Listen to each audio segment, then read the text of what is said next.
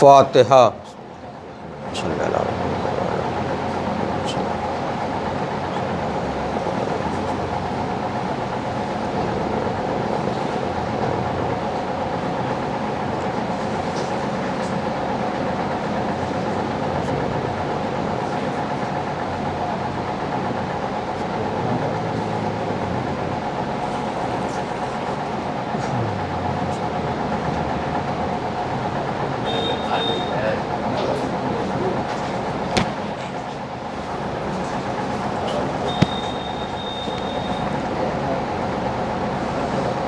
لا حول ولا قوة الا باللہ العلی العظیم۔ اعوذ باللہ من الشیطان اللعین الرجیم۔ بسم اللہ الرحمن الرحیم۔ الحمد للہ الذی ہدانا لہذا وما كنا لنهتدي لولا ان هدانا الله لقد جاءت رسل ربنا بالحق والصلاة والسلام والتحية والإكرام على رسول الثقلين جد الحسن والحسين أبي القاسم المحمد وآلہ الطیبین الطاہرین المعصومین المظلومین ولعنۃ اللہ علی اعدائہم اجمعین من یومنا ھذا الی قیام یوم الدین۔ اما بعد فقد قال اللہ تعالی فی کتابہ المبین وہو اصدق الصادقین وہو قولہ الحق۔ بسم اللہ الرحمن الرحیم۔ فاقم وجہک للدین حنیفا فطرۃ اللہ التی فطر الناس علیہا لا تبدیل لخلق اللہ ذالک الدین القیم ولکن اکثر الناس لا یعلمون۔ صلوات پڑھیں محمد والے۔ عزیزان گرامی قدر، معزز اور معزز حاضرین مجلس،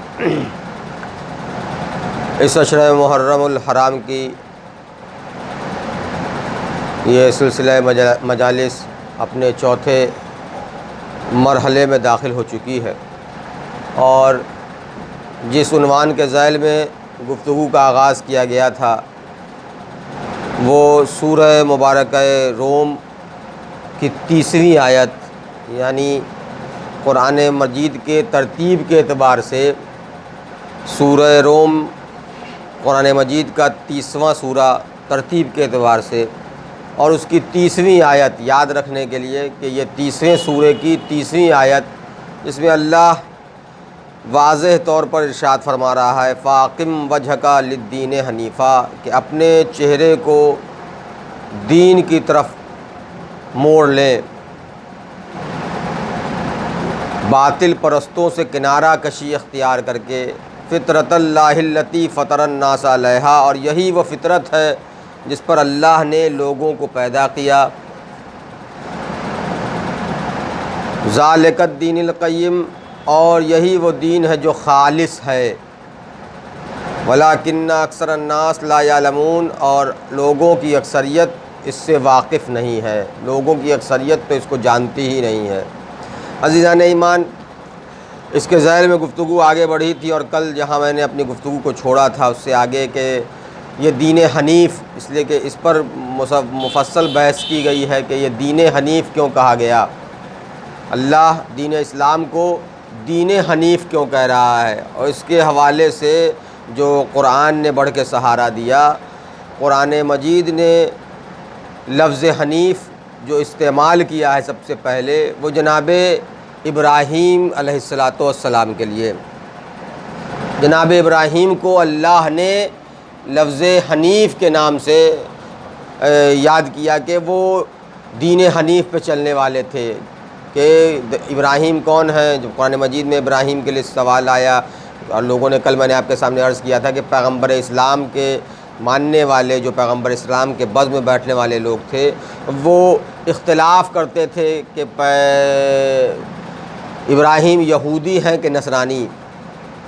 یہ اختلاف ہوتا تھا پیغمبر اسلام کے زمانے میں، اس لیے کہ یہ جناب ابراہیم کی شخصیت وہ ہے جو متفق علیہ شخصیت ہے۔ جیسے کل میں نے آپ کے سامنے عرض کیا تھا کہ ہم محمد مصطفیٰ کے ماننے والے تو تمام نبیوں کو مانتے ہیں، لیکن جیسے جناب عیسیٰ کے ماننے والے ہمارے نبی کو نہیں تسلیم کرتے کہ وہ آخری نبی ہیں، جیسے جناب موسیٰ کے ماننے والے نہ جناب عیسیٰ کو تسلیم کرتے ہیں نہ جناب محمد مصطفیٰ کو تسلیم کرتے ہیں، لیکن ان دونوں کے یہاں یعنی جناب موسیٰ کے ماننے والے یہودیوں کے یہاں بھی اور جناب عیسیٰ کے ماننے والے عیسائی جسے نصرانی بھی کہتے ہیں ان کے یہاں بھی جناب ابراہیم کو مشترک سمجھا جاتا ہے، اور ان دونوں کے آباء و اجداد انہی کو تسلیم کیا جاتا ہے جناب ابراہیم کو۔ تو یہ بین الفریقین جس کو کہا جائے کہ یہ جو شخصیت ہے جناب ابراہیم کی یہ متفق علیہ شخصیت ہے، ان کو سبھی تسلیم کرتے ہیں، یعنی جو آسمانی مذاہب آج دنیا میں باقی ہیں جو ہیں اس دھرتی کے اوپر، اس کے ماننے والے لوگ جناب ابراہیم کو نبی سمجھتے ہیں، اور اسی نہج پر پیغمبر اسلام کے بزم میں بیٹھنے والے لوگ یہ سوچتے تھے جب جناب ابراہیم کا تذکرہ آتا تھا کہ جناب ابراہیم یہودی ہیں کہ وہ نصرانی ہیں، آیا وہ موسیٰ کے ماننے والے ہیں یا عیسیٰ کے ماننے والے؟ قرآن نے نفی کی، ما کانا ابراہیم یہودیا ولا نصرانیہ، کہ ابراہیم تو نہ یہودی ہیں نہ نصرانی ہیں بلکہ وہ دین حنیف کے ماننے والے ہیں۔ اور خود ابراہیم علیہ السلام نے جو دین حنیف کی بات کی، دین حنیف اصل حنیف کے معنی کیا ہے کہ باطل سے کنارہ کش ہو جانا، باطل سے کنارہ کشی اختیار کر لینا، یہ ہے دین حنیف۔ اور جناب ابراہیم کے جو زندگی کے متعلق کل جو گفتگو میں نے چھوڑی تھی آپ کے سامنے کہ جناب ابراہیم کی ولادت جو ہوئی ہے وہ کس عالم میں ہوئی، وہ کل میں نے عرض کیا تھا آپ کے سامنے کہ جناب ابراہیم کے زمانے میں نجومیوں نے، صرف تمہید میں 2-4 منٹ، کہ نجومیوں نے یہ خبر دی تھی نمرود کو کہ تمہارے حکومت میں ایک ایسا بچہ پیدا ہونے والا ہے جو تمہارے حکومت کا خاتمہ کر دے گا، اور نجومیوں کی بات پر نمرود نے ان تمام چیزوں کو بروئے کار لا کر کے کہ کسی بچے کی ولادت نہ ہو ایک پورا سلسلہ رکھا، لیکن اللہ نے جناب ابراہیم، اور بعض روایتیں آئیں علامہ مجلسی علیہ الرحمہ نے لکھا کہ جب جناب ابراہیم کی والدہ حاملہ ہوئی ہیں تو آثار حمل ظاہر نہیں ہوا۔ دیکھیں اللہ جب خاص مصلحت کے تحت، تو کل گفتگو میں نے چھوڑی تھی، خاص مصلحت کے تحت ایسا ہوتا ہے کہ اللہ آثار حمل ظاہر نہیں کرتا۔ جب یہ شبہ ہو جائے اللہ کو کہ یہ اللہ کے اس نمائندے کا خطرہ ہے تو آثار حمل ظاہر نہیں کرتا، خواہ وہ نبی کے زمانے میں ہو خواہ وہ امام کے زمانے میں ہو۔ ہمارے ائمہ کرام کے لیے بھی ملتا ہے کہ بعض ایسے ائمہ کرام ہیں کہ جن کی ولادت ہوئی لیکن ان کا حمل ظاہر نہیں ہو رہا تھا۔ خود ہمارے زمانے کے امام عصر کے متعلق ہے، صلوات پڑھیں گے محمد والے محمد، کہ جب امام حسن عسکری نے اپنی پھوپھی سے غالباً کہا تھا کہ پھوپھی جان آپ تھوڑا آج رات یہیں قیام کیجئے، کہا کیا بات ہے کہ میں یہاں قیام کروں؟ کہا آج نرجس خاتون کے بطن سے ایک بچہ پیدا ہونے والا ہے۔ تو وہ چونک گئیں، تم کہہ رہے ہو کہ نرجس خاتون کے بطن سے ایک بچہ پیدا ہونے والا ہے، اسے تو کوئی آثار حمل ظاہر ہی نہیں ہوتے۔ تو کہا یہ اللہ کی مصلحت ہے، وہی بہتر جانتا ہے۔ دیکھیں اللہ نبی اور امام کی، جب اللہ کو یہ میں شبہ تو نہیں کر سکتا اس لیے کہ عربی زبان اردو زبان کی مجبوری ہے کہ یہ کہوں کہ اللہ کو، بھائی اللہ خطرے سے بچانا چاہتا تو ظالمین کے ہاتھ بھی چھل کر سکتا تھا۔ ظالمین جو اس طرف اٹھنے والے ہاتھ ہیں، اور ایسا ہوا ہے، تاریخ میں ملتا ہے کہ ایسا ہوا ہے کہ ظالمین کے ہاتھ شل ہو گئے۔ ایسا بھی ہوا ہے کہ تلوار چلی ہے لیکن تلوار نے وہ کام نہیں کیا جس کے لیے ہے، زہر دیا گیا لیکن زہر نے وہ اثر نہیں دکھایا جس کے تحت ان کو شہید کیا جانا ہے۔ کیوں؟ اس لیے کہ وہ چیزیں ہیں، لیکن اللہ نے، اور وہ پورا واقعہ موجود ہے کہ امام حسن کو لوگوں نے وہ زہر آلود کیلیں چبھائی ہیں لیکن امام حسن پر اس زہر کا اثر نہیں ہوا۔ کیوں؟ اس لیے کہ مصلحت خداوندی ہے کہ اب زہر اپنا اثر نہ دکھائے، تو زہر اپنا اثر نہ دکھائے اس لیے زہر نے اثر نہیں کیا۔ اسی طریقے سے ایک امام کی ولادت کے لیے ملتا ہے، ایک امام کی زندگی میں ملتا ہے کہ بیٹی نے شکایت کی بادشاہ سے کہ بابا جان یہ تو آپ ان سے بات کرتے ہیں اور یہ آپ ان کو چاہتے ہیں، یہ آپ کے داماد ہیں، لیکن یہ ہم سے وہ اس طرح کی چیزیں نہیں کرتے جو ایک زوجہ اور شوہر کے درمیان ہونا چاہیے۔ عزیزوں، اور اس کے بعد باپ نے غصے کے عالم میں جا کر کے تلوار سے امام کو ٹکڑے ٹکڑے کیا۔ تاریخ نے لکھا ہے کہ ٹکڑے ٹکڑے کیا۔ متوکل نے غالباً جو میرا حافظہ ساتھ دے رہا ہے، ٹکڑے ٹکڑے کر دیا، نشے کی حالت میں تھا، گیا امام کے بستر پر کے اوپر کے جہاں پہ امام آرام فرما رہے تھے اور تلوار چلائی۔ تلوار چلی بھی، اور جب صبح ہوئی تو اسے ملول بھی دل جو ہے وہ بے چین بھی رہا کہ ہائے ہم نے رات میں ایک امام کا قتل کر دیا ہے، لیکن جب صبح ہوئی تو دیکھا امام اپنے بستر سے صحیح و سالم اٹھ رہے ہیں۔ کیوں؟ اس لیے کہ اس وقت تک دوسرا امام کے جو سلسلہ امامت کی کڑی دوسرے امام تک منتقل نہیں ہوئی تھی، یعنی دوسرے امام کی ولادت نہیں ہوئی، اس وقت تک امام کو اللہ نے اپنے حفظ و امان میں رکھا۔ تو اللہ چاہتا تو اس طریقے سے بھی حفاظت فرما سکتا تھا کہ جو بھی ظالم آتا آثار حمل دیکھ کر کے کچھ نقصان پہنچانے کی کوشش کرتا تو اس کے ہاتھ شل ہو جاتے، وہ فوت ہو جاتا۔ ایسے بہت ساری چیزیں آئی ہیں، بہت ساری چیزوں کو میں بیان کر سکتا ہوں۔ امام عصر کے متعلق ملتا ہے کہ جب امام حسن عسکری علیہ السلام کی شہادت ہوئی ہے، امام میں جب ولادت ہو چکی ہے اور امام حسن عسکری کی شہادت کے بعد ظالمین جب بڑھے ہیں کہ امام حسن عسکری کے اس جانشین کو قتل کر دیا جائے، اس لیے کہ یہی وہ وقت کا امام ہوگا، انہیں شہید کر دیا جائے، تو تاریخ نے لکھا ہے لوگ پہنچے ہیں،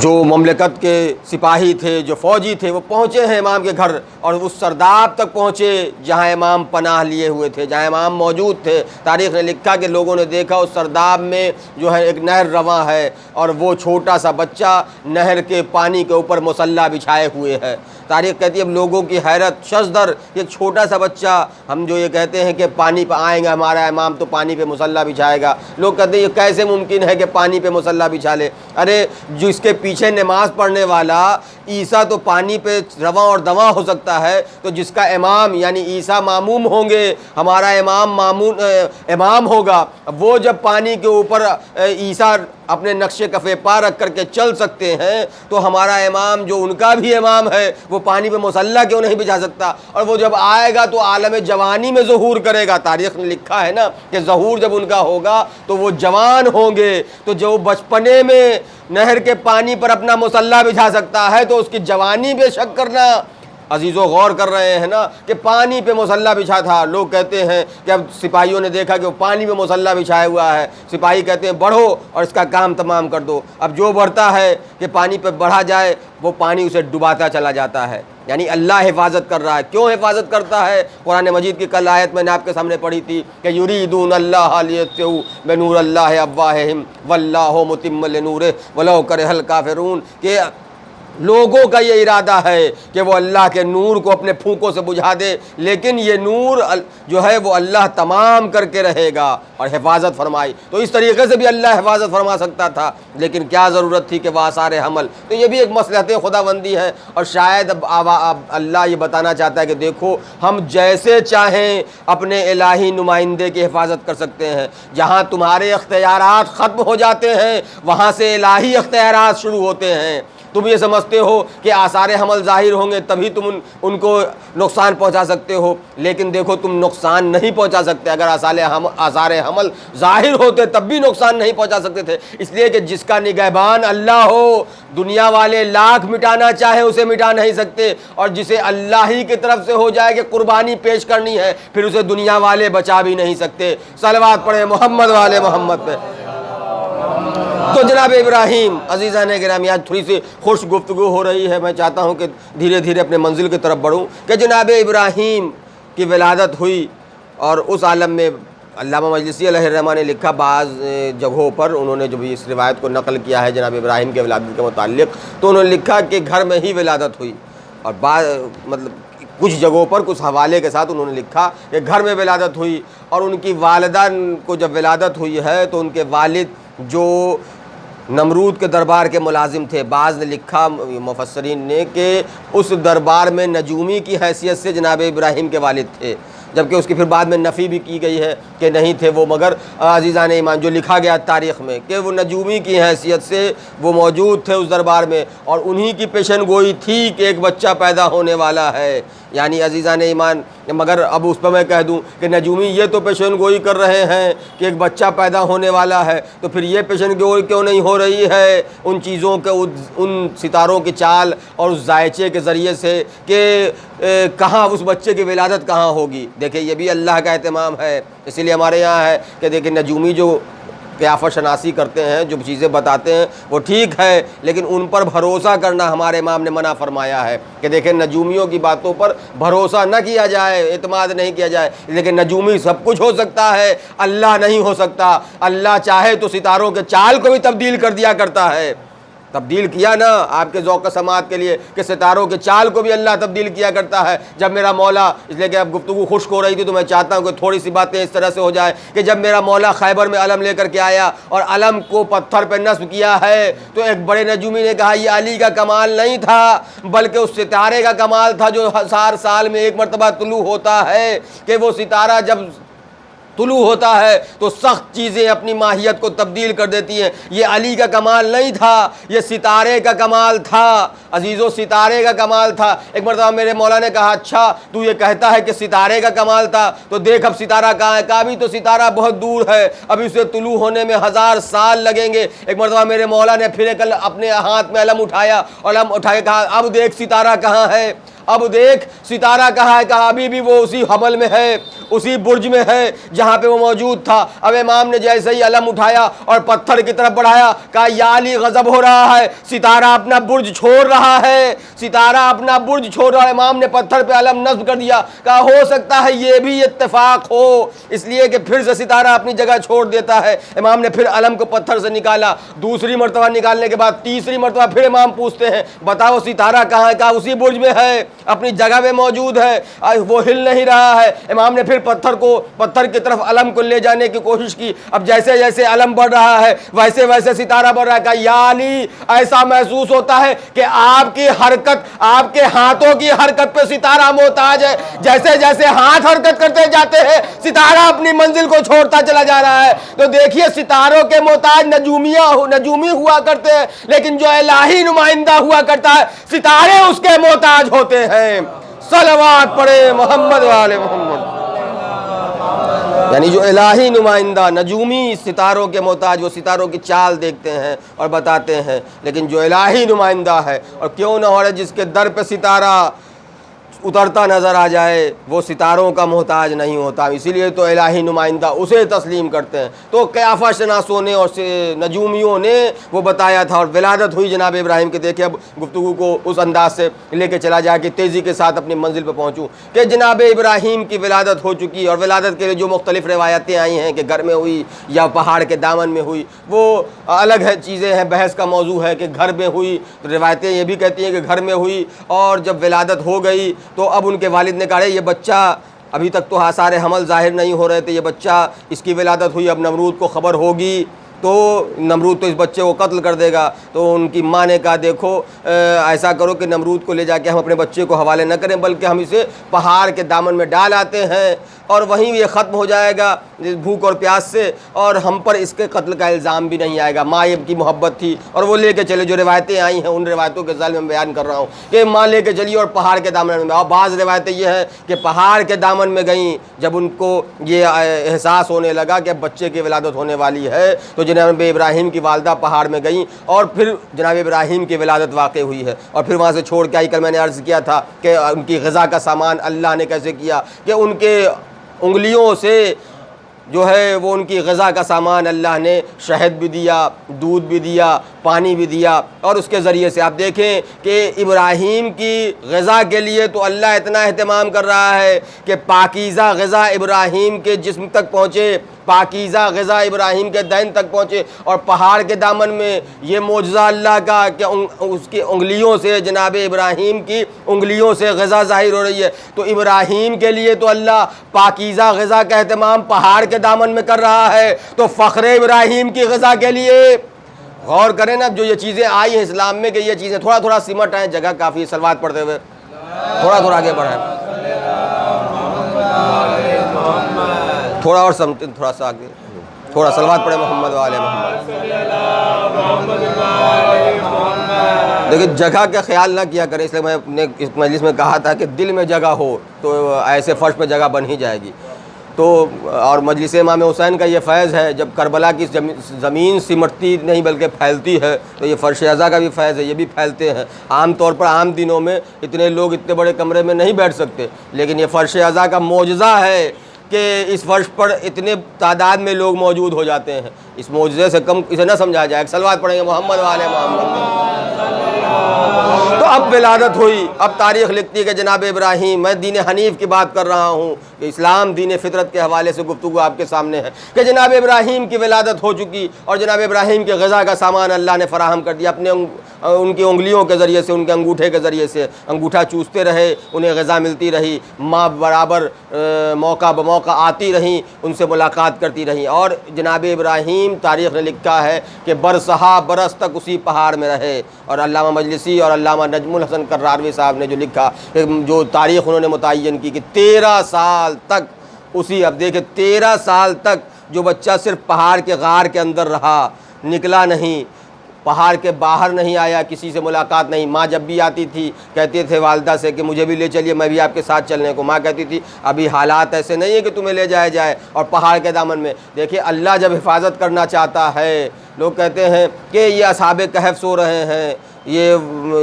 فلاں سو رہے ہیں، یہ فلاں آرام کر رہے ہیں، یہ حضرت ادریس کہاں ہے، حضرت عیسیٰ کہاں ہے۔ دیکھیے اللہ حفاظت کرنا چاہے، اللہ جس، اور ہمارے امام کے متعلق بھی کہتا ہے کہ یہ کیسے ممکن ہے کہ ایک بچہ جو 255 ہجری میں پیدا ہو اور آج 1444 ہجری ہو جائے، اتنے سالوں تک وہ زندہ رہے۔ دیکھیں جب اللہ جناب ابراہیم کو 13 سالوں تک پہاڑ کے دامن میں زندہ رکھ سکتا ہے، جو اللہ اپنے نمائندے کی حفاظت پہاڑ کے دامن میں اور غذاؤں کے ذریعے سے اس کی کفالت بھی کر سکتا ہے، وہی اللہ اپنے نمائندے امام عصر کو بھی محفوظ رکھ سکتا ہے۔ اس پہ تعجب کی ضرورت نہیں ہے۔ اگر آپ تعجب کرتے ہیں تو آپ امامت کی غیبت پہ تعجب نہیں کر رہے ہیں، اس لیے کہ امام کی غیبت پہ آپ کا یہ تعجب نہیں ہے بلکہ خدا کی قدرت پہ تعجب ہے، اس لیے کہ یہ خدا کی قدرت ہے، وہ جیسے چاہے جسے چاہے رکھ سکتا ہے۔ صلوات پڑھیں گے محمد والے محمد پہ۔ تو عزیزان ایمان، جناب ابراہیم اب 13 سال کے بعد تاریخ نے لکھا کہ ماں نے اس وقت بھی چھوڑ دیا تھا کہ نہیں میرے لال ابھی یہ موقع نہیں ہے، اور جب نکلے ہیں تو انہوں نے جانوروں کو دیکھا۔ بعض روایتیں کہتی ہیں کہ ماں کے ساتھ چلے، جانوروں کو دیکھا۔ اب دیکھیں کہ جو آج کل جو بچے ہوتے ہیں سوالات کرتے ہیں نا آپ سے، تو آپ کبھی کبھی جھنجھلا جاتے ہیں۔ بچے سوال کریں تو ان کے جواب دیا جاتا ہے۔ جواب جناب ابراہیم نکلے 13 سال کی عمر میں، جانوروں کو جاتا ہوا دیکھا، کہا یہ کیا ہے، کہا یہ جانور ہے۔ پوچھ رہے ماں سے یہ کیا ہے، تو یہ کیسے بنے، انہیں کس نے بنایا؟ اب سوالات ہیں، انہیں کس نے خلق کیا، انہیں کس نے پیدا کیا؟ دیکھتے چل رہے ہیں۔ رات کا وقت ہوا، یعنی سورج ڈھلا، ستارے نمودار ہو گئے۔ اب انہوں نے ستارے کو دیکھا تو ستارے کو دیکھنے کا کہا یہی میرا رب ہے،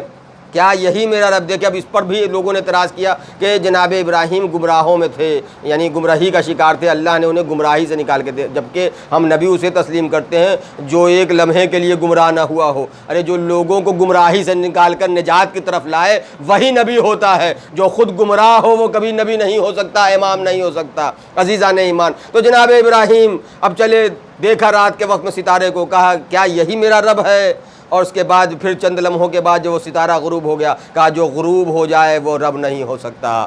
دوسرے دن انہوں نے دیکھا کہ چاند طلوع ہو رہا ہے، چاند کو دیکھا تو دیکھا کہ چاند، ارے یہ تو ستارے سے بھی زیادہ روشن ہے، ستارے سے بھی زیادہ روشن ہے۔ دین حنیف سمجھیں آپ کہ دین حنیف کیا ہے۔ اسلام دین فطرت اور دین حنیف تک بات آ گئی ہے کہ دین حنیف، جناب ابراہیم کہہ رہے ہیں کہ یہ جو چاند روشن ہے، یہ چاند کیا ہمارا رب ہے؟ یہ تو بہت بڑا ہے، یہ دنیا کو خنکی پہنچا رہا ہے، ٹھنڈک پہنچا رہا ہے، روشنی دے رہا ہے۔ لیکن پھر چند ساعت کے بعد وہ چاند بھی جب غروب ہو گیا تو پھر جناب ابراہیم نے پلٹ کے کہا میرے نفس،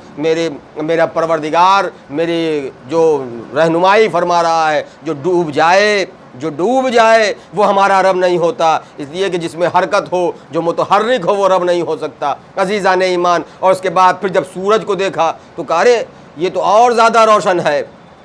اس میں تو زیادہ روشنی اور زیادہ ہے، کیا یہی ہمارا رب ہو سکتا ہے؟ کیا یہی ہمارا رب ہے؟ لیکن پھر شام ڈھلی، پھر سورج غروب ہوا، کہا جو متحرک ہو، جس میں حرکت ہو، جو اپنی منزل چھوڑ کر کے غروب ہو جائے، وہ ہمارا رب نہیں ہوتا۔ اور اس کے بعد عزیزان ایمان کہا ہے کہ یہ ہمارا رب نہیں ہے۔ اور اس کے بعد جو بت پرستی اس وقت عام تھی، بت پرستی سے کنارہ کش کر کے ایک خدا وحدہ لا شریک کا کلمہ پڑھنے کے بعد ایک خدا کے پیغام کو عام کرنے کی کوشش کری۔ اسی لیے اللہ نے جناب ابراہیم کو کہا کہ یہ حنیف ہے، یہ مسلم حنیف ہے، حنیفاً مسلمہ، یہ مسلم حنیف ہے، یعنی باطلوں سے کنارہ کشی جو اختیار کر کے دین اسلام اختیار کرتا ہے تو گویا وہ دین اسلام دین حنیف قرار پاتا ہے۔ صلوات پڑھے محمد والے محمد پہ۔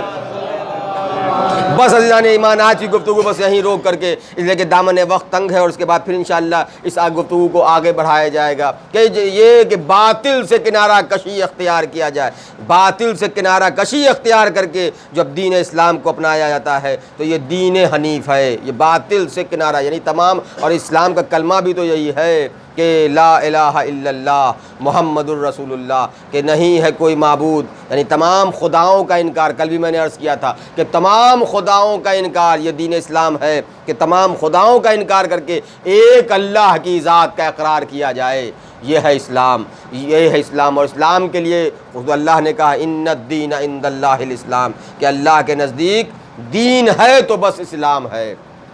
دین ہے تو بس اسلام ہے، یعنی یہی اسلام ہے۔ اور اگر کوئی اس کے علاوہ کوئی دین لے کر کے آتا ہے، قرآن مجید کی پھر آیت ہے وَمَن يَبْتَغِ غَيْرَ الْإِسْلَامَ دِينًا فَلَن يُقْبَلَ مِنْهُ، یعنی اسلام کے علاوہ کوئی دوسرا دین لے کر کے آئے گا تو اسے قبول نہیں کیا جائے گا، یعنی یہ واحد دین ہے۔ اور اسی دین کی پیروی اور اسی دین کی ترویج و اشاعت کے لیے جہاں پیغمبر اسلام نے صحبتیں اٹھائیں، جہاں تمام انبیاء کرام نے صحبتیں اٹھائیں، لوگ یہ کہتے ہیں یہ اسلام جو ہے یہ بہت نیا مذہب ہے، یہ 1400 سال پرانا مذہب ہے۔ اسلام 1400 سال پرانا مذہب نہیں ہے۔ میں نے کل بھی عرض کیا تھا کسی مجلس میں کہ یہ اسلام 1400 سال، لوگ کہتے ہیں نا ہمارے چھوٹے بھائیوں کے لیے یہ تو نیا دین ہے، نیا دین، سب سے پرانا دین تو سناتن دھرم ہے، سب سے پرانا دین ہے، سب سے پرانے مذہب ہے۔ دیکھیے یہ عام طور پہ آپ کہتے ہیں کہ سناتن دھرم پرانا مذہب ہے، لیکن ان کے یہاں بھی جب آپ کتاب اٹھا کے دیکھیں گے، جو ان کی کتاب ہے، جو پرانی کتابیں ان میں جو وید ہے ان میں بھی جب دیکھیں گے تو اسی کا تذکرہ ملے گا کہ وہ منو تھے، یعنی جناب آدم کا تذکرہ، جناب حوا کا تذکرہ۔ نام تبدیل ہو گئے، جیسے انگریزی میں پڑھتے ہیں انگریزی لٹریچر میں تو ایڈم اور ایو کہہ کر کے بلایا جاتا ہے، یعنی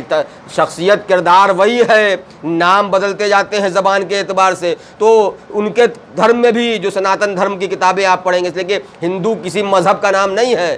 جیسے مسلمان کسی مذہب کا نام نہیں ہے، مذہب ہے اسلام، اسی طریقے سے ہندو کوئی مذہب نہیں ہے، اصل ہے سناتن۔ لیکن ان کے یہاں بھی آپ دیکھیں گے تو انہی کا تذکرہ ملے گا جن کا تذکرہ اب تو ریسرچ میں بھی آ رہا ہے۔ آپ نے تحقیق دیکھی ہوگی، ایک رپورٹ آئی کہ اس میں تسلیم کیا گیا کہ ہاں حضرت آدم اور حوا کی اولاد ہی انسان ہیں، یعنی حضرت آدم اور حضرت حوا کے وجود کو آج اتنے سالوں کے بعد، یعنی ہزاروں سال کے بعد تسلیم کیا جا رہا ہے۔ یہ اس بات کا اعلان ہے کہ دین اسلام حق پہ تھا، حق ہے، اور دین اسلام حقی ہے، یعنی یہ دین فطرت ہے، یعنی آدم کی خلقت بھی ہوئی دین اسلام پر، اور آدم نے جس دین کی تبلیغ کی ہے وہ بھی دین اسلام ہے۔ جناب نوح کی شریعت بھی، اب شریعت مطہرہ الگ الگ ہے کہ وہ شریعت کیا ہے، جناب نوح نے جس دین کی تبلیغ کی وہ بھی اسلام ہے۔ تو عزیزان گرامی یہ تمام چیزیں اسلام ہے، اور یہ کوئی نیا مذہب نہیں ہے۔ پیغمبر اسلام نے اس دین کی تبلیغ کی ہے، یعنی اسلام پرانا مذہب ہے، تبلیغ کر کے پیغمبر اسلام نے بڑھایا۔ اور یہ الگ بات ہے کہ پیغمبر اسلام کے ماننے والوں کو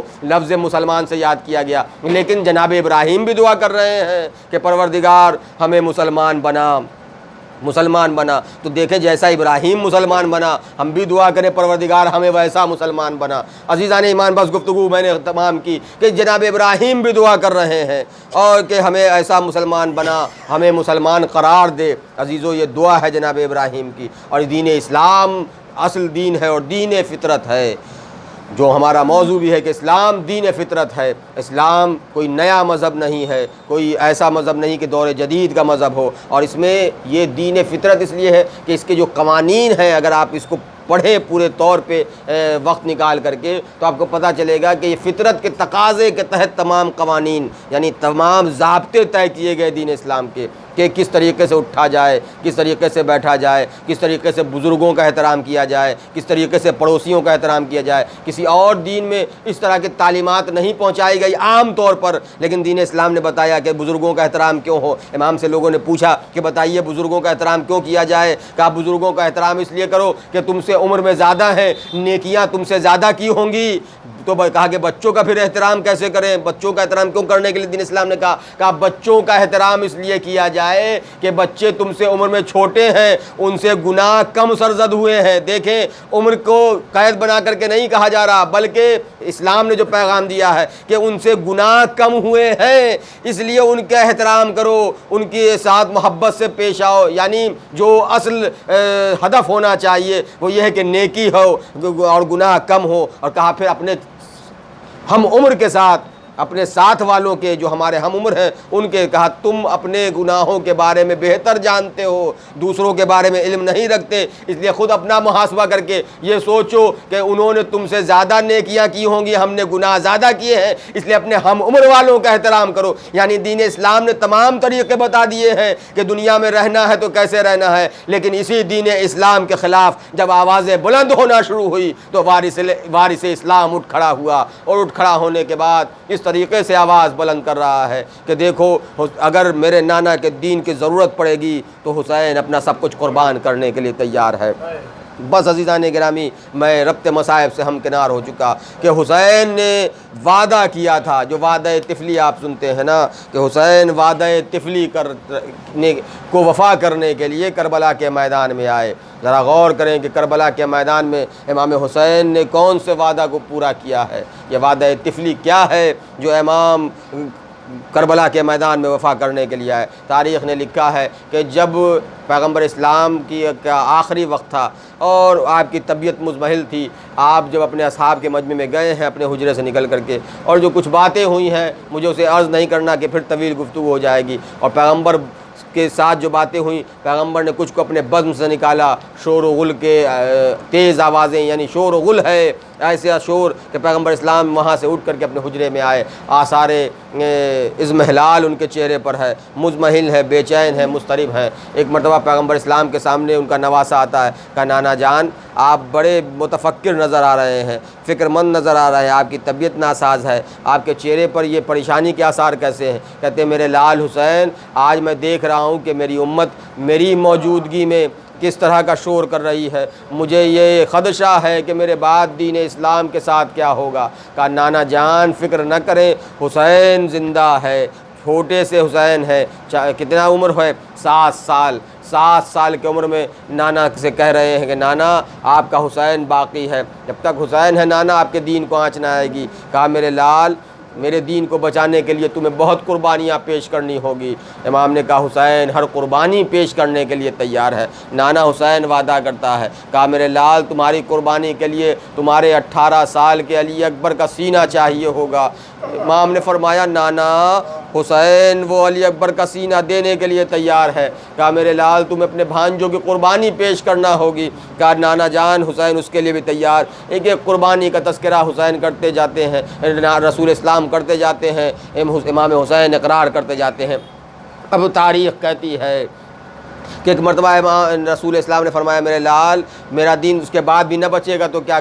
کرو گے؟ کہا نانا جان جو قربانی آپ کے دین کو ضرورت ہوگی وہ حسین دینے کے لیے تیار ہے۔ کہا تمہیں اپنے سر و تن میں جدائی گوارا کرنا ہوگی۔ کہا نانا جان حسین اپنے سر و تن میں جدائی کے لیے تیار ہے لیکن آپ کے دین کو بچائے گا۔ ہاں عزیزان ایمان نانا سے وعدہ ہے، تاریخ کہتی ہے اسی وعدے کے ساتھ پیغمبر نے کہا اگر اس کے بعد بھی دین نہ بچا تو حسین کہتے ہیں نانا حسین تو اپنا سب کچھ قربان کر چکا، اب آپ کے دین کو کس چیز کی ضرورت ہوگی؟ تاریخ سے لکھ کر رسول نے فرمایا کہ حسین تمہارے دین کو